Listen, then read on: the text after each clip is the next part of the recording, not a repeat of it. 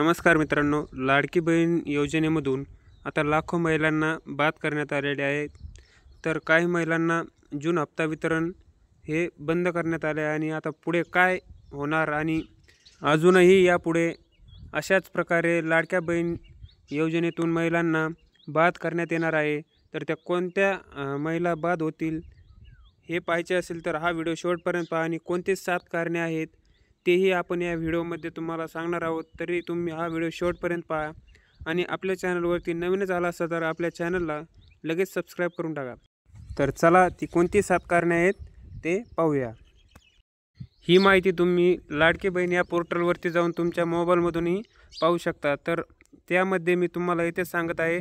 तर पहिला मुद्दा आहे, ज्यांच्या कुटुंबाचे एकत्रित वार्षिक उत्पन्न रुपये 2.50 म्हणजेच 2.5 लाखापेक्षा अधिक आहे अशा महिला या योजनेमधून बाद करण्यात आलेल्या आहेत. तसेच ज्यांच्या कुटुंबातील सदस्य आयकरदाता म्हणजेच इन्कम टॅक्स भरत आहेत तेही यामधून बाद करण्यात येत आहेत किंवा यापुढेही बाद करण्यात येणार आहेत.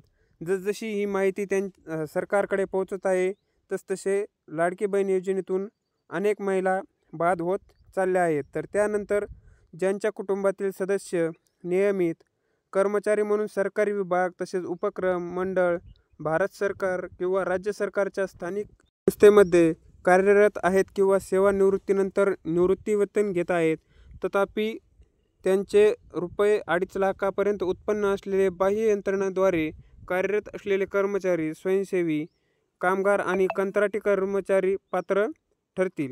तसेच त्यानंतर चौथी अट आहे, सदर लाभार्थी महिला शासनाच्या इतर विभागामार्फत राबविण्यात येणाऱ्या आर्थिक योजनेद्वारे दर महिन्याला 1500 किंवा त्यापेक्षा जास्त रकमेचा लाभ घेत असलेल्या महिलाही या योजनेतून बाद होणार आहेत.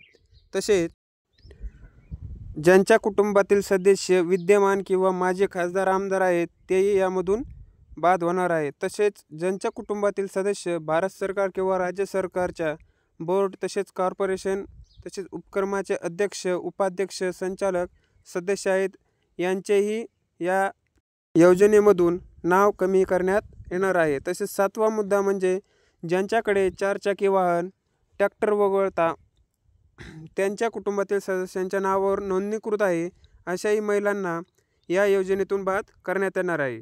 तर अशा प्रकारे तुम्ही या 7 मुद्द्यापैकी कोणत्याही एका मुद्द्यामध्ये बसत असाल तर या योजनेद्वारे लाभ यापुढे तुम्हाला आता मिळणार नाही आणि जसजसे सरकारकडे तुमची माहिती पोहोचत जाईल तसतसे महिला या योजनेद्वारे लाभ घेण्यास अपात्र ठरणार आहेत.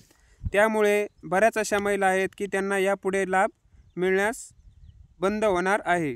तसेच तुम्ही या 7ही अटीमध्ये बसत असाल तरी तुमचा लाडकी बहीण योजनेचा हप्ता बंद झाला असेल तर तुम्ही लाडकी बहीण या योजनेच्या पोर्टलवरती जाऊन तक्रार नोंदवून जर तुम्ही पात्र ठरत असाल तर तुम्हाला लाडकी बहीण योजनेचा पुन्हा हप्ता सुरू करण्यात येणार आहे. तर कसा वाटला व्हिडिओ कमेंटद्वारे नक्की कळवा आणि तुम्हाला काही अडचण आल्यास कमेंटद्वारे नक्की कळवा. तर चला भेटू अशाच नवीन आणि माहितीपूर्ण व्हिडिओमध्ये. तोपर्यंत जय महाराष्ट्र.